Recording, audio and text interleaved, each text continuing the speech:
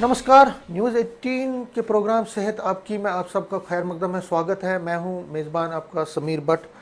जिस तरह आपको पता है श्रोताओं की जो ये सेहत आपकी है, इसमें हम एक नए डॉक्टर के साथ हर हफ्ते आपकी एक करवाते हैं मुलाकात, और इस डॉक्टर के ज़रिए हम जो मुख्तलिफ बीमारियां हैं, जो वेरियस टाइप्स ऑफ डिजीज़ हैं, उसके बारे में जानते हैं। उनकी जो एक तरह से उनकी गाइडेंस और उनकी टिप्स हम दर्शकों के सामने पेश करते हैं। वो अपने जो उनकी एक्सपीरियंस है वो शेयर करते हैं, और किस तरह से बीमारियों को फैलने से रोका जाए, और अगर किसी को कोई बीमारी हुई तो उसको कैसे प्रिवेंट किया जाए, उसको कैसे कंट्रोल में लाया जाए, उस पर हम बात कर रहे हैं। आज हमने स्टूडियो में दावत दी है डॉक्टर संजोगिता सुधन को। नमस्कार। ये एक स्पोर्ट्स मेडिसिन स्पेशलिस्ट है, इस वक्त डिप्टी सुपरिटेंडेंट है ये सुपर स्पेशलिटी हॉस्पिटल जम्मू में, और बहुत ही एक बड़ा नाम है स्पोर्ट्स कैटेगरी में। जो बहुत सारी चीज़ें उन्होंने की हैं जो स्पोर्ट्स रिलेटेड मेडिसिन है, स्पोर्ट्स मेडिसिन में इन्होंने एक ज़बरदस्त काम किया। और सबसे बड़ी बात है कि तकरीबन 40 इंटरनेशनल जो देश हैं, 40 देशों में ये गई हैं और इंडिया को रिप्रेजेंट किया है, चाहे ओलंपिक्स हो, एशियन गेम्स हो, बहुत सारा नाम इन्होंने कमाया। और आज हमें मौका मिला इनसे बात करने का। सबसे पहले जो ये टर्म है स्पोर्ट्स मेडिसिन, ये क्या है, what is this? Sports medicine उसी तरह से है जैसे ऑर्थोपेडिक सर्जन्स हैं। ऑर्थोपेडिक सर्जन्स जो हैं वो हड्डी का ख्याल रखते हैं। We are orthopedic physicians. Sports medicine specialist होता है जो स्पोर्ट्स इंजरीज देखता है कि हम कैसे परफॉर्मेंस एनहांस करते हैं, पोस्चर क्या है। स्पोर्ट्स इंजरीज जो इमीडिएटली होती हैं, ट्रैक पे खेलते हैं जब बच्चे, उसी वक्त जो इंजरीज होती हैं उसको एड्रेस करते हैं। ओवरऑल फिटनेस क्या है, कैसे आप एक प्लेयर को फिट करते हो एक पर्टिकुलर गेम के लिए, उस पे स्पोर्ट्स मेडिसिन का काम आता है। उसके बाद स्पोर्ट्स साइकोलॉजी है। स्पोर्ट्स मेडिसिन स्पेशलिस्ट जो है स्पोर्ट्स साइकोलॉजिस्ट भी होता है। उसके बाद स्पोर्ट्स न्यूट्रिशन को भी देखता है। तो ये एक मल्टी डिसिप्लिनरी सब्जेक्ट है जिसमें हम ये सारे पहलू देखते हैं और एक प्लेयर को फिट करते हैं फॉर द पर्टिकुलर गेम। या ये जो आप स्पोर्ट्स मेडिसिन है, इसमें थोड़ा रोशनी डालें आपको इसमें, क्योंकि हम बहुत सारे लोगों से बात करते हैं लेकिन स्पोर्ट्स मेडिसिन की तरफ बहुत कम डॉक्टर्स जाते हैं। देखिए ऐसा है कि आज भी भारत में स्पोर्ट्स मेडिसिन स्पेशलिस्ट बहुत कम है जी, बहुत, क्योंकि इस सब्जेक्ट में लोग आते नहीं है। तो मैं आपको बताऊं कि जब मैं मेडिकल कॉलेज में थी, मैंने 12वीं क्लास से ही जूडो खेलना शुरू किया, और जब मैं मेडिकल कॉलेज में आई तो भी मैं खेलती थी। मैं स्टेट चैंपियन रही हूँ। मैंने 5 नेशनल्स खेले हैं ड्यूरिंग मेरा जो मेडिकल स्कूल था उसके दौरान। तो मैंने देखा कि स्पोर्ट्स के जो बच्चे हैं उनको क्या क्या दिक्कतें आती हैं उसको कोई एड्रेस नहीं करता। हालांकि मुझे लगता है कि जम्मू कश्मीर में इतना टैलेंट है, हम लोग पहाड़ी लोग हैं, हम लोग बेस्ट परफॉर्म कर सकते हैं, और उस बेस्ट परफॉर्म करने के लिए जो स्पोर्ट्स साइंस की जरूरत होती है वो भारत में नहीं थी। उतना इसका एक्सपोजर नहीं था कि किस तरह से एक प्लेयर को तैयार किया जाए। जैसे कि एक बच्चा 1 मिनट में 100 मीटर स्प्रिंट लगाता है, तो मेरा काम है कि वो 40 सेकंड में लगाए। तो उसके लिए उसके एक्सरसाइज क्या रहेंगे, उसकी किन्जियोलॉजिकली कैसा है, क्या करेक्शन करनी है। सो ये सब काम जो है ये स्पोर्ट्स मेडिसिन वाले का होता है। और उस वक्त क्या था कि हमें पता तो ये था, गूगल करते थे, लेकिन बाहर वाले देशों में तो सब जगह था, लेकिन जम्मू कश्मीर में, भारत में इसकी मैंने कमी देखी। तो मुझे लगा कि जब मैं MBBS का फाइनल ईयर करते करते मुझे लगा कि मैं MD जो है तब तक आप इसमें बॉक्सिंग में थे? तब तक मैं जूडो में थी और मैं जूडो खेल रही थी। और मुझे ये लग रहा था कि जब मेरे कोचेस ने मुझे देखा, उन्होंने मुझे बोला कि मेरी बॉडी जो है वो फिट है स्विमिंग के लिए जी। मैंने गलत गेम चुनी है। तो उस वक्त यहाँ कोई था नहीं जो मुझे बताता, जब मैं छोटी थी, कि मेरी बॉडी कैसी है, मुझे किस गेम में जाना चाहिए। आजकल तो हम लोग पूरा फिटनेस टेस्टिंग करते हैं, मसल टेस्टिंग करते हैं, बच्चे को देखते हैं, उसके बाद डिसाइड करते हैं कि ये बच्चा किस गेम में अच्छा जा सकता है। तो ये इस स्पोर्ट्स साइंस को ये इंडिया में आए, इसके लिए मुझे लगा कि मैं अपनी पढ़ाई जो है स्पोर्ट्स मेडिसिन में करूंगी। हालांकि मुझे मेडिकल हॉस्पिटल एडमिनिस्ट्रेशन में भी मुझे MD मिल गई थी, लेकिन मैंने वहां ज्वाइन ना करके मैंने स्पोर्ट्स मेडिसिन ज्वाइन किया और फिर मैंने MD स्पोर्ट्स मेडिसिन में की। उसके बाद मैं स्पोर्ट्स मेडिसिन में जब मैंने MD की तो इमीडिएटली मुझे इंडियन हॉकी टीम के साथ काम करने का सौभाग्य प्राप्त हुआ। इंडियन बॉक्सिंग के साथ हुआ, जो हमारी एमेच्योर बॉक्सिंग है उसके साथ मैंने काम किया। काफ़ी टाइम मैंने अपने कैंप्स में रही और फिर उन प्लेयर्स के साथ रोज़मर्रा उनकी लाइफ जो उनकी कैसी थी, उनकी ट्रेनिंग कैसी थी, ट्रेनिंग के किस पार्ट में क्या इंजरी होती है, क्या क्या खामियां थी जो हमें बेहतर करनी थी, तो फिर मैंने उस पर काम करना शुरू किया। उसमें क्या आपको जब आपने शुरू किया और क्योंकि इसमें रुचि थी आपकी, कोई दिक्कत आई आपको या आपका राह जो थी आसान? नहीं, मुझे दिक्कत क्या आई कि मुझे मेहनत करनी थी जी। क्योंकि मुझे कैंप्स में रहना था, बच्चों को ट्रेन करना था, उनकी इंजरीज देखनी थी, उनकी मोड ऑफ इंजरी देखनी थी, इमीडिएटली ट्रीटमेंट करना था ताकि वो नेक्स्ट जो इवेंट है उसके लिए तैयार हो। आप ये मान के चलिए कि 2002-03 से मेरा सफर शुरू हुआ। 2010 में मैं एशियन गेम्स में हेड डॉक्टर थी इंडियन कॉन्टिजेंट के साथ, और लंदन ओलंपिक्स में मैंने भारत का नेतृत्व किया जिसमें कि हमारे 6 मेडल्स थे। बहुत अच्छी भूमिका रही हमारे प्लेयर्स की, तो एक बड़ा ही अच्छा एक्सपीरियंस था क्योंकि मेरी चॉइस का सब्जेक्ट था। तक आपका रोल क्या रहता है? जैसे आप एक डॉक्टर है, जैसे आप फॉरेन गई, चाहे एशियन गेम्स में गई, ओलंपिक्स में गई। देखिए, सबसे पहले तो मेरा काम रहता है कि मेरी जो टीम है वो इंडिया में, भारत में बहुत अच्छा परफॉर्म करती है और बाहर जाके नहीं कर पाती, तो ये जो उनको साइकोलॉजिकल स्ट्रेस होता था उससे कैसे निकालना है। आजकल तो स्पोर्ट्स साइकोलॉजिस्ट आ गए हैं, लेकिन जब हमने शुरू किया था तब स्पोर्ट्स साइकोलॉजिस्ट नहीं होते थे, सो हमें ही काम करना पड़ता था। तो एक तो हमें साइकोलॉजी का बड़ा मेन काम रहता था, उसके बाद उनकी इंजरीज ना हो, उनकी रिकवरी बेटर हो, उसके लिए क्या करना है, और अगर इंजरी हो जाती है तो इंजरी को इमीडिएटली ट्रीट कैसे करना है। जैसे हमारा मैक्सिमम मेरी जो कोशिश रहती है कि आइस के साथ इंजरीज को ट्रीट करना। अगर सपोज किसी को हेमेटोमा बन जाता है, बॉक्सर को, तो immediately ice compression is important. कि आप आइस कंप्रेशन करते हो, आप उससे क्या है कि आपकी पेन कम हो जाती है, आपका जो कैपिलरीज का ऊज है वो बंद हो जाता है, आप नेक्स्ट इवेंट के लिए तैयार हो जाते हो। और हम अपने कोचेस को भी बताते हैं कि इमीडिएटली ट्रैक पे किस तरह का ट्रीटमेंट देना है। और एक और चीज है इंपॉर्टेंट, हर एक गेम की अलग इंजरीज होती हैं। जैसे क्रिकेट की इंजरीज अलग है, थोड़ा उस पर बताइए। बिल्कुल, जैसे कि बॉक्सिंग में हेड इंजरीज बड़ी कॉमन देखी जाती हैं। एक बॉक्सिंग में देखा जाता है कि ड्रंक पंच सिंड्रोम। ड्रंक पंच सिंड्रोम होता है कि जैसे हम बार बार पंच करते हैं तो माइक्रो इंजरी होती है, माइक्रो ट्रॉमा होता है। माइक्रो ट्रॉमा से जो है ब्रेन को इंजरी होती है। तो इसलिए जब भी बॉक्सिंग होती है, डॉक्टर हमेशा बॉक्सिंग रिंग पे रहता है, उसको बोलते हैं रिंग साइड फिजिशियन, ताकि उसको लगे कि इंजरी हो रही है और वो इमीडिएटली बाउट को स्टॉप कर दे। इसी तरह से जो हॉकी प्लेयर्स हैं, उनकी इंजरी मैक्सिमम लोअर लिम्ब की होती है, टांगों की इंजरी ज्यादा होती है। अब हमारे वेट लिफ्टर्स हैं तो उनका शोल्डर डिसलोकेशन बड़ी रिकरेंटली होती है। तो ऐसे हम लोग उनको उसके अकॉर्डिंगली ही ट्रीट करते हैं और उनकी एक्सरसाइजेस भी अलग है। बिल्कुल, हाँ। जैसे क्या पार्ट बॉडी का सबसे ज्यादा यूज होता है तो वी डू अकॉर्डिंगली हम उनको कोच करते हैं। जैसे डाइट है, तो मेरा जो एक बॉक्सर है उसको डाइट चाहिए 100 कैलोरीज। जब मेरा एक वेट लिफ्टर है उसको चाहिए 5600 कैलोरीज, और मेरा एक चेस्ट प्लेयर है डाइट उसको चार्ट चाहिए भी 22। उनको देते हैं पूरा? तो हाँ, उस वक्त तो, आज तो डाइटिशियन आ गए, लेकिन जब हम लोगों ने शुरू किया था डाइट का प्लान भी हम ही लोग करा करते थे। तो किसको क्या डाइट देनी है, कितना प्रोटीन देना है, कितना कार्बोहाइड्रेट देता है, कितना एक्सपेंडिचर है उसका, कितना आप उसको खाने दे रहे हो। तो इस सब चीजों की कैलकुलेशन होती है, स्पेशली जब हमारे इलीट प्लेयर्स हैं, people like Mary Kom, Vijender, Sania Mirza, Sushil, मैंने इनके साथ 14-15 साल काम किया है।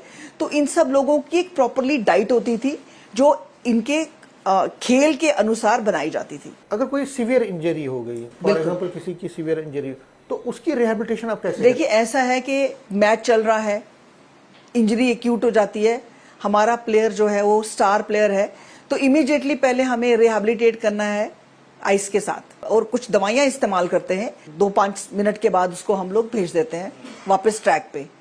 उसके बाद फिर हम पूरा एनालिसिस करते हैं कि वो इंजरी हुई है, उसको आगे फर्दर एग्जैजुरेट ना हो, then we call the hospital people, एक पेशेंट अपना जो प्लेयर है हम उसको शिफ्ट करते हैं, उसके बाद उसकी रिहेबिलिटेशन होती है, फिर हम लोग प्लान बनाते हैं, फिजियोथेरेपिस्ट को बुलाते हैं, physiotherapist has a big role, फिर हम लोग बताते हैं कि क्या फिजियोथेरेपी करनी है, किस मसल में लगी है, या कोई लिगामेंट इंजरी है या कोई मनिस्कल इंजरी है, सो वी ट्रीट अकॉर्डिंगली। जो आपकी टीम जाती है वहां पे, क्योंकि एक ही नहीं होता है, क्या एक दूसरे की कंसल्टेशन ली बिल्कुल, जाती? उसमें क्या होता है कि इस किसी भी स्पोर्ट्स टीम को हेड करता है स्पोर्ट्स मेडिसिन स्पेशलिस्ट, जिसके साथ हमारे स्पोर्ट्स साइकोलॉजिस्ट होते हैं, आजकल हमारे पास स्पोर्ट्स फिजियोथेरेपिस्ट होते हैं, मेस्योर होते हैं। So this is a team of 4, 5, 6 people जो उस वक्त ट्रैक पे रहती है और अकॉर्डिंगली बिहेव करती है। एक पूरा प्रोटोकॉल होता है कि किसने क्या देखना है। सो स्पोर्ट्स मेडिसिन उस टीम को, स्पोर्ट्स मेडिसिन स्पेशलिस्ट उस टीम को हेड करता है और उनके इंस्ट्रक्शंस के हिसाब से सब लोग काम करते हैं। ब्रेक से पहले आपसे जानना चाहूंगा, जो आपका एक्सपीरियंस रहा बाहर का, जी, आपने वहां का और ये इसमें यहाँ का क्या डिफरेंस पाया? बाहर थोड़ा सा स्पोर्ट्स साइंस उन दिनों ज्यादा हुआ करती थी, उनके पास स्पोर्ट्स साइंटिस्ट थे, हमारे पास कम थे। लेकिन जो बूम 2014 के बाद आया है उसने तो पूरी स्पोर्ट्स का नक्शा बदल दिया भारत में। जैसे हमारे खेलो इंडिया प्रोग्राम आए, हमारे नाडा का बड़ा अच्छा काम रहा, और उसके साथ साथ हमारे स्पोर्ट्स साइंटिस्ट आए, हमारे स्पोर्ट्स साइंटिस्ट के साथ साथ हमारे फिजियोथेरेपिस्ट ज्यादा से ज्यादा लोग आने लगे। अभी हमारे पास स्पोर्ट्स मेडिसिन स्पेशलिस्ट ज्यादा से ज्यादा ट्रेन होने लगे। पहले सिर्फ पटियाला में होते थे, एमडी स्पोर्ट्स मेडिसिन होती थी, अब चेन्नई में शुरू हो गई है। तो भारत में बाकी जगहों पे भी एमडी स्पोर्ट्स मेडिसिन शुरू हो गई है। हमारा इंफ्रास्ट्रक्चर बहुत बड़ा है। पिछले कुछ सालों से आप देखिए तो हमारे स्टेडियम्स बहुत अच्छी हो गई है, हमारे कोचेज आए हैं, हमारे बच्चों ने काम करना शुरू किया। मैं ऑल ओवर इंडिया बोल रही हूँ। भारत में अगर आप देखिए कलेक्टिवली तो हमारी टीम्स बहुत अच्छा कर रही हैं। हमारी आर्चरी बड़ा अच्छा कर रही है, हमारी फेंसिंग बहुत अच्छी कर रही है, हमारी टीटी अच्छा कर रहा है, हमारी वेट लिफ्टिंग अच्छी हो गई है, हमारी रेसलिंग बहुत अच्छी हो गई है। तो बॉक्सिंग में हमारी बहुत अच्छी लड़कियां अच्छे मेडल्स ले रही हैं। ओवरऑल 2014 के बाद बूम आया जिसमें स्पोर्ट्स साइंस को इंपॉर्टेंस दी गई, और अब आप देखिए कि हम लोग वर्ल्ड रिकॉर्ड्स बना रहे हैं। ठीक है, मैं आऊँगा आपको और कुछ इस पर बात करूँगा। एक छोटा सा ब्रेक लेना, ब्रेक के बाद डॉक्टर साहबा के साथ बातचीत का जो अमल है जारी रहेगा। ब्रेक के बाद आप सबका फिर एक बार स्वागत है। हमारे साथ डॉक्टर साहबा बराबर बात कर रही हैं। आपका जो काम होता है, जो मुझे समझ आ रहा है कि वो है enhancing the performance of any player. लेकिन आजकल दौर चला है सप्लीमेंट्स का। जो सप्लीमेंट्स लिया जाता है न सिर्फ जम्मू कश्मीर बल्कि पूरे भारतवर्ष में इसका बड़ा प्रचलन है। और ऐसा कहा जाता है कि जैसे आप कोई जिम जा रहे हैं तो आप सप्लीमेंट ले रहे हैं, आप कोई स्पोर्ट्स कर रहे हैं तो उसमें ये जो सप्लीमेंट है, क्या मेडिकल टर्म्स में ये अलाउ है और इसका कितना डायर कॉन्सिक्वेंसेस हो सकते हैं? ये आपने एक बहुत अच्छा क्वेश्चन किया। मुझे लगता है कि भारत में आज सब लोगों को, सब स्टेट्स में इस पे चिंतन मंथन करने की जरूरत है। आपको क्या डाइट खानी चाहिए वो किसका काम है? डाइटिशियन बताएगा या डॉक्टर बताएगा? आपको सप्लीमेंट लेना है ये कौन बताएगा? डॉक्टर बताएगा या डाइटिशियन बताएगा? आज कोचेस डाइट प्लान करते हैं जी, ठीक है, विच इज टोटली रॉन्ग। अब आप मुझे बताइए, प्रोटीन आप खा रहे हो, आपका कितना प्रोटीन चाहिए, किसके साथ चाहिए, वो एक डॉक्टर ही आपको बता पाएगा, रिकमेंड करेगा। लेकिन यहाँ रिकमेंड कौन करते हैं? कोचेस। मैं आपको बताती हूँ, ये पूरे भारत में $1 मिलियन की इंडस्ट्री चल रही है। इस इंडस्ट्री के क्या क्या नुकसान है? सडन कार्डियक डेथ आज यंग बच्चों को हो रहा है। मैं अब देखिए ना, से थोड़ा आपसे इस पर, क्योंकि ये बड़ा इंपॉर्टेंट है ये जो सप्लीमेंट, और खासकर बच्चे भी हैं स्पोर्ट्स में जो लोग जाते हैं उनको आप समझा लीजिए अपने हिसाब से कि कितना, क्यों ये डेंजरस है, किस तरह ये। देखिए सर, सबसे बड़ी बात है कि हर चीज को एक लिमिट में खाया जाता है। मैं आपको अपना एक एक्सपीरियंस बताती हूँ। मैंने कभी भी नहीं देखा मैरी कॉम को हर्बल लाइफ खाते हुए। मैंने किसी एलीट प्लेयर को प्रोटीन सप्लीमेंट लेते हुए नहीं देखा। अनटिल अनलेस कोई सप्लीमेंट हम देते थे तो हम लोग पूरे बॉडी के टेस्ट कराते हैं, फिर हम एनालिसिस करते हैं कि परफॉर्मेंस क्या है, कहाँ कमी आ रही है और कहाँ हमने देना है। लाइक आपका हीमोग्लोबिन कितना है, आपको अगर आपका फीमेल है तो 12-13 ग्राम हीमोग्लोबिन चाहिए, कम है तो हम सप्लीमेंट देते हैं, हम आयरन, कैल्शियम, विटामिन देते हैं। प्रोटीन का जहां तक ताल्लुक है, प्रोटीन को बड़े कैलकुलेटेड वे से दिया जाता है और कुछ ही लोगों को दिया जाता है, सब लोगों को नहीं दिया जाता।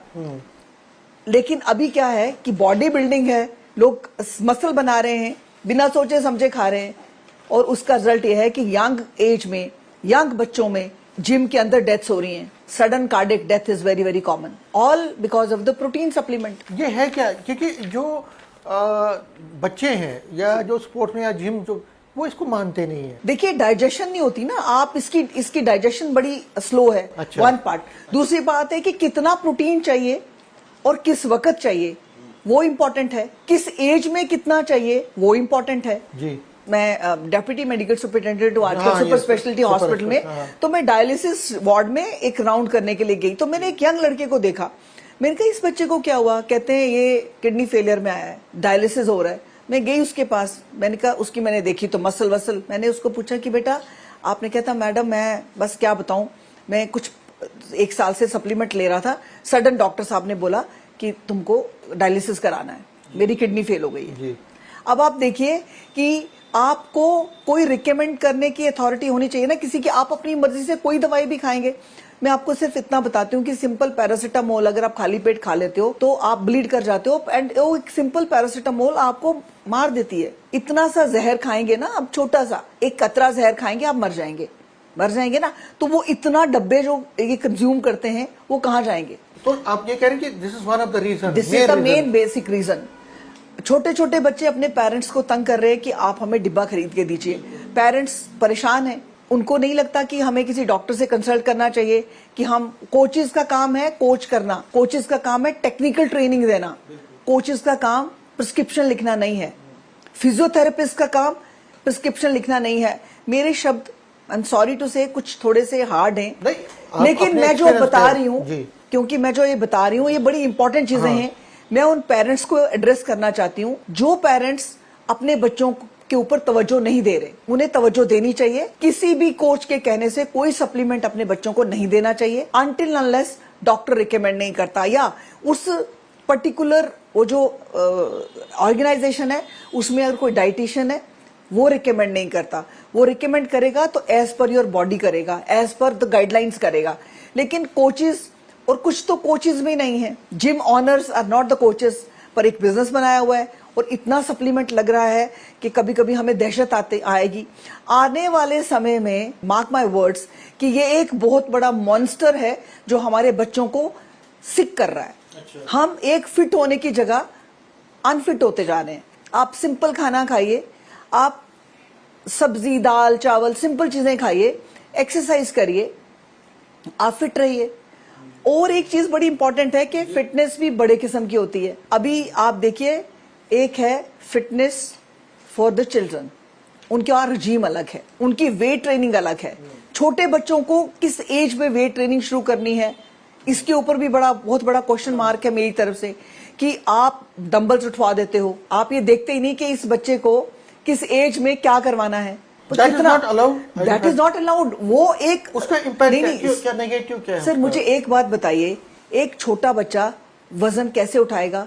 मसल सोर होंगे, फिर वो पेन किलर्स खाएगा, मसल बच्चों के सोर हो जाते हैं ना। तो आपको ट्रेनिंग कैसे देनी है, उस ट्रेनिंग के लिए, बच्चों की ट्रेनिंग के लिए अलग से एक रजीम है, वो बच्चों के कोचेस अलग हैं। 16 ईयर्स तक आपने कितनी वेट ट्रेनिंग करानी है, ये एक बहुत बड़ा सब्जेक्ट है, इसको बोलते हैं कंडीशनिंग। यस। फिर आपने 16 के ऊपर बच्चों को क्या करवाना है, एज स्पेसिफिक कंडीशनिंग है, एज स्पेसिफिक एक्सरसाइजेस हैं, और पेरेंट्स को बच्चों को देखना है, बच्चों को बचाना है कि वो एक्सरसाइजेस करने के बजाय गलत एक चीज में पड़ रहे हैं जो उनके लिए नहीं है। आपको लगता है कि जो एक्सरसाइज प्रोग्राम मैं 25 साल के बच्चे को दूंगी वो आपको दूंगी? ऑब्वियसली नहीं। तो फिर अगर आपको 50 और 25 में फर्क है तो फिर 16-18 साल के बच्चे में और 25 साल के बच्चे में भी तो फर्क होगा ना। जो हमारे बच्चे जूनियर में खेलते हैं उनको कैसे ट्रेन करना है, उसके लिए अलग कोचेस हैं, उसके लिए अलग सब्जेक्ट्स हैं, उसके लिए अलग रिजीम है कि किसको कितना बच्चे को खाने के लिए देना है। पहले एक बात मैं आपको बताऊं, हम बोलते थे बच्चे को चीनी डाल के दूध देते थे, आज कोई बच्चे को चीनी डाल के दूध नहीं देता, विच इज नॉट हेल्दी। पर अगर आपको याद है तो मैंने उस चीनी के साथ ही दूध पिया हुआ है जब मैं पैदा हुई थी, आपने भी पिया होगा। सो आप देखिए कैसे कैसे रिसर्च होते जा रही है और चीजें बदलते जा रही हैं। हमारा जो भारतवर्ष है, यहाँ का खान पान, यहाँ की जो पद्धति है वो बड़ी शानदार है। पूरे वर्ल्ड में देखिए तो हमारे लोग सबसे ज्यादा फिट हुआ करते थे। हमारा जो धर्म है उसमें कुछ ऐसी चीजें थी जो हमेशा हमें फिट रखती थी। आपको याद है, जो पुराने जमाने में हम जब कॉमिक्स पढ़ते थे तो मोटू जो लोग होते थे उन पे कहानियां बना करती थी। मोटे लोग थे ही नहीं, बड़े कम थे। लोग क्या करते थे, मशक्कत करते थे, लोग चलते थे। जो हम खाना खाते थे वो पच जाता था। आजकल हम खाना खा लेते हैं लेकिन पचता नहीं है क्योंकि हम उतना चलते नहीं है। लेकिन हाँ, खाने में हम लोगों ने जिस तरह के चेंजेस करने चाहिए थे वैसे नहीं किए। आप देखिए ना, आज हम कितना फास्ट फूड खाते हैं। हर घरों में बाजार से खाना मंगवाया जाता है। सैटरडे संडे लोग ऑफ करते हैं तो वो उसका मोमोज देखिए। मैं हेल्थ ऑफिसर थी तो मैंने चेक करना शुरू किया। मैंने देखा कि मोमोज जीएमसी में थी तो मैंने देखा कि मोमोज में क्या क्या चीजें पड़ती हैं और वो कितना डेंजरस है आपकी हेल्थ के लिए। तो बच्चों को इन चीजों से बचाना है। मैं आपको बात कर रही थी फिटनेस की। तो फिटनेस की बड़ी किस्में हैं। Fitness for the children, fitness for the women, fitness for the elite player. जो मेरा इलीट प्लेयर है उसकी जो फिटनेस है वो अलग है। माने वार्म अप है, कूल डाउन है। वार्म अप और कूल डाउन का जो कॉन्सेप्ट है आम सारे लोगों में नहीं है। अब आप मुझे बताइए कि कितने लोग आपने देखे हैं जो सुबह पहले वार्म अप करते हैं और फिर कूल डाउन करते हैं। मैंने अपनी सुपर स्पेशलिटी की है हंगरी से। I was in Budapest for a year. तो बुदापेस्ट में जब मैं थी तो मैंने, जो प्रोफेसर था मेरा, मैंने उनसे 15 दिन में वार्म अप और कूल डाउन सीखा। ओके। अब आप मुझे बताइए, वार्म अप और कूल डाउन मैंने 15 दिनों में ऐसी क्या रॉकेट साइंस थी जो मैंने सीखा। ये बिल्कुल वैसे बात आती है जैसे गुरु द्रोणाचार्य ने 5 पांडवों को बोला कि झूठ बोलना पाप है, तो सबको याद हो गया। दूसरे दिन सबने कहा कि झूठ बोलना पाप है, झूठ बोलना पाप है। लेकिन युधिष्ठिर को याद नहीं हुआ। गुरु द्रोण ने बोला कि आपको इतने 2 लफ्ज याद नहीं हुए, तो उन्होंने कहा कि जब मैं ये अपने मन में रचा बसा लूंगा कि मुझे झूठ बोलना नहीं है तो तब मैं आपको बता पाऊंगा कि झूठ बोलना पाप है। तो कुछ चीजें जो हैं उनके बड़े गूढ़ मतलब हैं जो आज के टाइम में हम नहीं समझ पा रहे और हमें ये समझना होगा। अगर आज हम ये नहीं समझेंगे, आने वाला समय हमें माफ नहीं करेगा। कूल डाउन, वार्म अप का मतलब होता है आप अपनी बॉडी को प्रिपेयर कर रहे हो एक पर्टिकुलर इवेंट के लिए। आपका हार्ट रेट है 70 सपोज, ठीक है जी। आपकी एज है 50, 70 से आप 80 जाओगे, 80 से 90 जाओगे तो आपको हार्ट रेट बढ़ेगा ना। तो आपको अपने हार्ट को ट्रेन करना है। तो वार्म अप में क्या है कि आपने कुछ एक्टिविटी करनी है ताकि आपका हार्ट रेट 110 तक स्टेबल रहे, 120 तक रहे। हमारे जो इलीट प्लेयर्स हैं उनके हार्ट रेट 170 तक भी जाता है जब वो हाई इंटेंसिटी एक्सरसाइजेस करते हैं, जैसे वेट लिफ्टर्स हैं। तो ये सब चीजें मद्देनजर रखी जाती हैं, इसलिए हम वार्म अप कराते हैं। वार्म अप से आपके जितने भी जॉइंट्स है वो फ्लेक्सिबल हो जाते हैं और वो आगे मैक्सिमम लोड लेने के लिए तैयार होते हैं। ठीक है, जब आपने लोड ले लिया उसके बाद आपका इवेंट खत्म हो गया तो अपने आप को आपने कूल करना है ना, आपने वापस स्ट्रेचिंग करनी है। आपने स्ट्रेचिंग करके, प्रॉपर स्ट्रेचिंग करके कूल डाउन करना है। ये दोनों चीजें जो हैं इतनी इंपॉर्टेंट है as per the sports is concerned. ये 2 चीजें अगर आप प्रॉपरली करते हो तो आपको इंजरी होती ही नहीं है।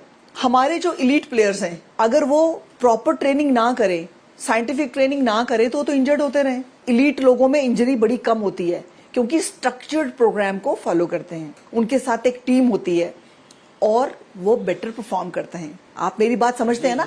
आपको पता है इंजरी कब होती है? जब हम अंडर ट्रेनिंग होते हैं, या फिर हम ओवर ट्रेन करते हैं, या फिर हम कूल डाउन नहीं करते, हम या हमारा वार्म अप नहीं होता प्रॉपर, या हमारी रिकवरी नहीं होती। Recovery is a big subject in sports medicine कि हमारा बच्चा रिकवर हुआ कि नहीं, उसकी स्लीप 8 घंटे है कि नहीं, जितना आप सोएंगे हार्मोन्स अपना काम करेंगे, आप मॉर्निंग में प्रॉपर परफॉर्म करेंगे। तो ये सारी चीजें जो हैं ये स्पोर्ट्स मेडिसिन का हिस्सा हैं और स्पोर्ट्स मेडिसिन एक ऐसा टूल है जिसकी हेल्प से ही हम वर्ल्ड रिकॉर्ड्स बना सकते हैं। मैम आपके साथ तो बहुत अच्छी चर्चा चल रही थी क्योंकि वक्त ख़त्म हो गया, लेकिन आपने जो बातें की हैं वो बिल्कुल फ़ायदेमंद है। फिलहाल आपने आज बात की, आपने बहुत अच्छी बातें की, आपका बहुत बहुत धन्यवाद। आप हमारे स्टूडियो में आए, आपने अपना टाइम भी निकाला। तो ये थी डॉक्टर संजोगिता सूदन जो कि स्पोर्ट्स मेडिसिन स्पेशलिस्ट है और डिप्टी सुपरिटेंडेंट है ये सुपर स्पेशलिस्ट हॉस्पिटल जम्मू में। तो इनकी जो बातें हैं हमें भी पूरी उम्मीद है कि जो दर्शक आज जुड़े हैं और जो ये हमारा प्रोग्राम देख रहे हैं तो वो इनकी जो टिप्स है उसको ज़रूर अमल में लाएंगे। और सबसे बड़ी बात है जो ये सप्लीमेंट का जो चलन है उससे वो दूर रहेंगे। मुझे और मेरी पूरी टीम को दीजिए इजाज़त। अगले प्रोग्राम में हम किसी और डॉक्टर से आपकी करवाएंगे मुलाकात। तब तक मुझे दीजिए इजाज़त। नमस्कार।